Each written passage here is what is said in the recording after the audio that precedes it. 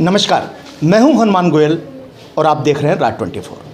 आज हमारे साथ हैं हमारे देश के और ख़ास तौर से राट क्षेत्र के ऐसे जाबाज फौजी जिन्होंने जम्मू कश्मीर के अंदर विपरीत परिस्थितियों में अपनी बहादुरी का परिचय दिया और शौर्य चक्र से सम्मानित हुए। सत्येंद्र सिंह जी, हम इनसे रूबरू होते हैं। सर, आप लेह लद्दाख जैसे क्षेत्र के अंदर जहां -डिग्री में तापमान होता है, 40 डिग्री तक तापमान होता है माइनस में, किस तरह से आप अपनी जज्बात और अपने जो देश भावना है, देशभक्ति की भावना है, वो किस तरह से बरकरार रखते हैं वहाँ पे? थैंक यू गोयल जी। मैं जो देश ने मुझे जितना दिया है, देश से जो मुझे चीज़ें मिली हैं वो मुझे ओतप्रोत करती हैं। अपना ग्रामीण क्षेत्र, ये सब सारी चीज़, हमें बीइंग ए सोल्जर हम इतना हाईली मोटिवेटेड रहते हैं कि हमको माइनस टेम्परेचर वगैरह का ज़्यादा कभी फीलिंग ही नहीं आया। जब माँ भारती की बात आती है, अपने राष्ट्र की बात आती है, तो एक सामान्य आदमी की भी रोंगटे खड़े हो जाते हैं। तो उसमें तापमान कभी मायने नहीं रखता है। सर, अभी आपने कहा कि हम ज़्यादा से ज़्यादा ये सोचते हैं कि हम आतंकवादियों को जिंदा भी पकड़ें। आपने उद्बोधन दिया था, आपने कहा कि जब तक आतंकवादी होते हैं वो सामान्य घरों में घुस जाते हैं और उनकी आड़ के अंदर फायरिंग करते हैं। आपके सामने दो कर्तव्य होते हैं कि उस परिवार को भी बचाना और आतंकवादियों को ढेर करना। उस वक्त आप किस तरह से निर्णय लेते हैं?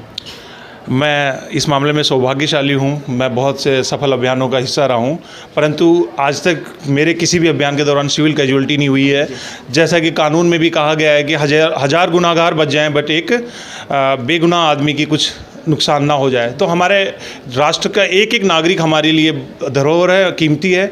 हम तब तक बहुत ही नपे तुले ढंग से अभियानों को अंजाम देते हैं और ऐसी कोई भी कार्रवाई नहीं करते कि जिसमें सिविल कोई कैजुअल्टी हो जाए। तो मैं इस मामले में लकी हूँ कि मैंने बहुत सारे अभियानों में सम्मिलित हुआ और टेररिस्ट न्यूट्रलाइजेशन भी हुआ, परंतु एक भी सिविल कैजुअल्टी हमने नहीं दी। तो हमारा देश का एक एक नागरिक हमारी प्राथमिकता है। सर, अभी आपने उद्बोधन में भी कहा था कि मेरे सामने सिर्फ 5 मीटर की दूरी पर आतंकवादी था। उस स्थिति में आदमी मौत सामने देखता है, पिंडलियाँ काँपने लग जाती हैं, आंखों में अंधेरा आ जाता है। किस तरह से आपने मजबूती से उसका मुकाबला किया? ये मेरा पारिवारिक पृष्ठभूमि समझो, या मेरे साथी लोग समझो, या बहरोड की जनता का प्यार प्रेम समझो, या इस देश का नागरिक होने के नाते कभी नकारात्मक भाव मेरे जीवन में ना आए और ना मैंने कभी सोचा। जैसे मैंने पहले भी बताया कि मैं अगर नकारात्मक भाव वाली चीज़ें होती तो मैं उस टीम का हिस्सा नहीं होता। जिस टीम का मैं हिस्सा हूँ, उस टीम की पहली प्राथमिकता यही है कि आपका वॉलंटरीनेस होना चाहिए, स्वेच्छा से ही आप उसको ज्वाइन कर सकते हैं। तो ये तो पहले ही दिन पता था कि ऐसी परिस्थितियाँ रोज़ रोज़ आएंगी। मैंने बताया कि उसके पश्चात भी मेरे सामने कई ऐसे वाक़या और घटनाएं हुई हैं, परंतु हमारे कदम नहीं डगमगाए। उसके लिए मैं यही कहूँगा कि ये राष्ट्र, ये भारत माता हमें इतना ताकत और स्नेह देती है, आशीर्वाद देती है कि हम अपने कर्तव्य पथ पर कभी डगमगाए नहीं। सर, आपने कहा कि आपकी 2 गोलियां लग गई थी आतंकवादियों की और आप ड्रम की तरह से लुढ़कते हुए बचाव में थे। उस वक्त क्या आपको परिवार, बच्चे, रिश्तेदार याद आ रहे थे या देशभक्ति आपको याद आ रही थी कि मैं अगर अपनी जान भी लुटा दूं तो कोई दिक्कत नहीं है? जैसा कि मैंने उस घटनाक्रम के बारे में बताया कि मेरे 2 साथी थे जो मुझे इवैक्यूएशन के लिए तैयार भी थे। हमारा एक परिवार जो हमारे यहाँ पे पैतृक निवास में है, उससे दूसरा उससे भी बड़ा महत्वपूर्ण परिवार जो मेरी टीम और मेरे साथी मेरे साथ में रहते हैं, तो वो हमें इतना मोटिवेट करते हैं और हमने कभी नकारात्मक भाव आने नहीं देते। परिवार का मेरे लिए हमेशा मेरी पत्नी चाहे या मेरे बच्चे हों या मेरे परिवार का मोटिवेशन मेरे साथ में रहा है। उन्होंने कभी मुझे नेगेटिविटी नहीं लाने दी, क्योंकि इस घटनाक्रम के बाद बहुत सी संभावनाएं बनती थी कि मैं शायद उस टीम को छोड़ देता, पर उन्होंने ही मुझे संबल दिया और मोटिवेट किया, नहीं आपको अपना काम को अंजाम देना है, डरने की कोई ज़रूरत नहीं है। सर, एक अंतिम सवाल है। आपने कहा कि आपने छत्तीसगढ़ में भी सेवाएं दी हैं। छत्तीसगढ़ में नक्सलवादी होते हैं, आतंकवादी होते हैं और जम्मू कश्मीर के अंदर पाकिस्तानी आतंकवादी ज़्यादा होते हैं। आपने दोनों जगह मुकाबला किया।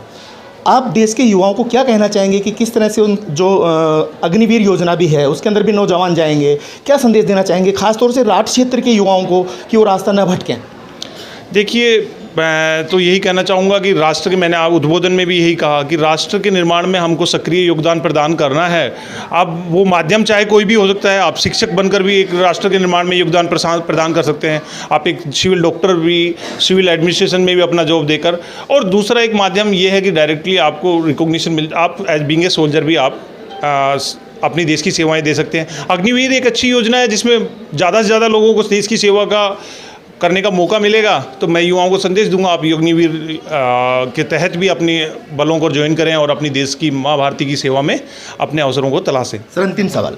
मैंने फौजियों को इतना वक्ता नहीं देखा, जिस तरह से आज आपने एक नेताओं की तरह से भाषण दिया, इतना शानदार भाषण दिया आपने कि क्या सोच है आपकी, क्या ये जज्बा कहाँ से आया कि आपके जो नेता बोलना चाहिए वो एक फौजी बोल रहा है?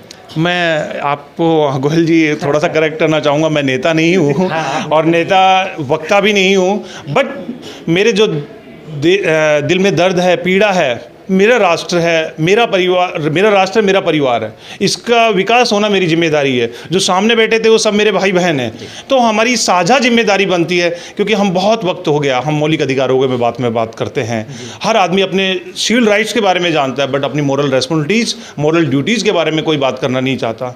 तो बस एक जगाने की, और मैंने पहले उद्बोधन में भी कहा कि जब ऐसा अवसर मुझे मिलता है और युवाओं को, जो कि भारत का भविष्य है, उनको प्रेरित करने का मौका मिले, अवसर मिले, और कोई एक भी चिंगारी उसमें से निकल गई और देश को कहाँ से कहाँ लेके जाएगी, इसका आप भी और मैं भी अंदाज़ा नहीं लगा सकते। पता नहीं उस देश में, उस पंक्ति में, उस भीड़ में एक कोई होने वाला भारत का प्रधानमंत्री बैठा हो, बहुत अच्छा प्रशासक बैठा हो। तो मैं एथिकली चीज़ें भी ज़रूर बात करता हूँ कि हमेशा एथिक्स पे काम होना चाहिए।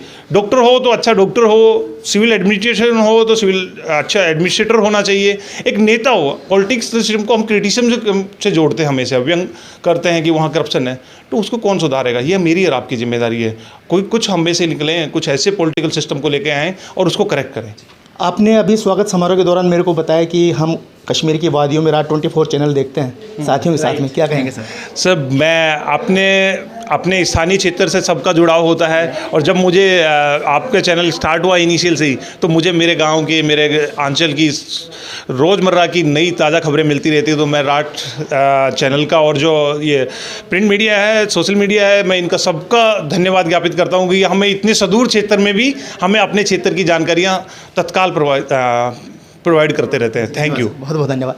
तो ये थे हमारे साथ शौर्य चक्र से सम्मानित हमारे क्षेत्र के, राठ क्षेत्र के, जो हमें भी गर्व होता है, हमारा सीना चौड़ा होता है कि ऐसी परिस्थितियों में जहाँ पे हम सांस भी नहीं ले सकते, ऑक्सीजन की बेहद कम वहाँ पे मात्रा होती है।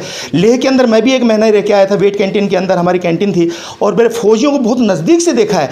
तो वहाँ का जो वातावरण होता है, उस परिस्थितियों में हमारे क्षेत्र का जब कोई जवान अगर देश का नाम गौरव करता है तो एक फ़ख्र की बात है। देखते रहें RAT24। नमस्कार।